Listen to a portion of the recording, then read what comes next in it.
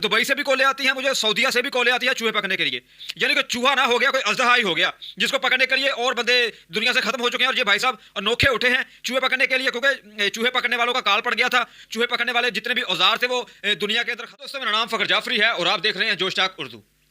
दोस्तों आपने एक वायरल वीडियो तो देखी होगी, उस्ताद कमर चूहे पकड़ने वाला।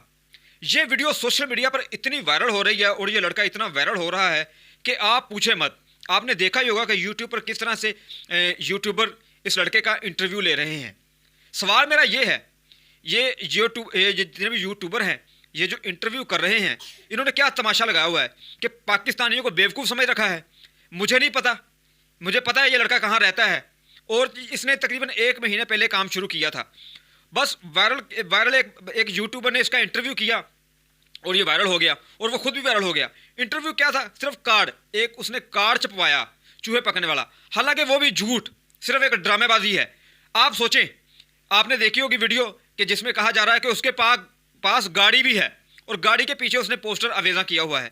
आप सोचें, आप हैरान हो जाएंगे कि इतना बड़ा झूठ। और जो गाड़ी दिखाई जा रही है वो तकरीबन 8 से 10 लाख रुपए की गाड़ी होगी। और ऊपर से वो बंदा कहता है कि मुझे इस्लामाबाद से भी कॉलें आती हैं, मुझे दुबई से भी कॉलें आती हैं, मुझे सऊदीया से भी कॉलें आती हैं चूहे पकड़ने के लिए। यानी कि चूहा ना हो गया, कोई अजदहा ही हो गया जिसको पकड़ने के लिए और बंदे दुनिया से खत्म हो चुके हैं। और ये भाई साहब अनोखे उठे हैं चूहे पकड़ने के लिए, क्योंकि चूहे पकड़ने वालों का काल पड़ गया था।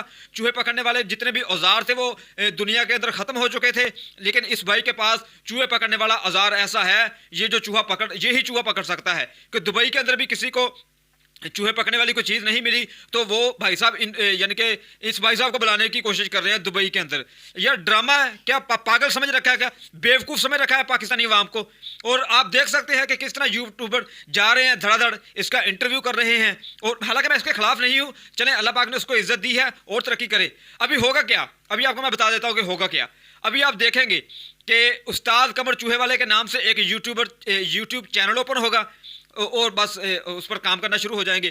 क्या आप देख सकते हैं कि अगर टैलेंट ही इन लोगों ने ढूंढना है ना, तो पाकिस्तान के आम लोगों के अंदर भर भर के टैलेंट है। आप उनको लेकर आए सामने, आप बनाएं उनकी वीडियो, आप करें इंटरव्यू, लेकिन नहीं, ये बस आए दिन कुछ ना कुछ नया काम करते हैं। यानी कि किसी एक को पकड़ लेते हैं और उसको दे तरह लग पड़ते हैं उसको वायरल करने के लिए, और सारे यूट्यूबर जाने लगते हैं उसका इंटरव्यू करने के लिए। हालांकि बात कोई नहीं इतनी होती, ये कोई टैलेंट नहीं है, बस एक कार्ड छपवा ले। ऐसा तो मैं कोई भी एक अजीब सा कार्ड छपवा लेता हूं कि आप मेरा इंटरव्यू करने आ जाएंगे मेरा इंटरव्यू करने। बहुत सारे ऐसे आइडिया हर लोगों के दिमाग में आ रहे हैं, बहुत सारे लोगों के दिमाग के अंदर हैं कि वो इस तरीके से कार्ड छपवा ले। ये कोई टैलेंट नहीं है, आप ये झूठ है सरासर। दरअसल मैं 100% कहता हूँ ये 100% वीडियो जितनी भी आ रही हैं ये दुरुस्त नहीं है।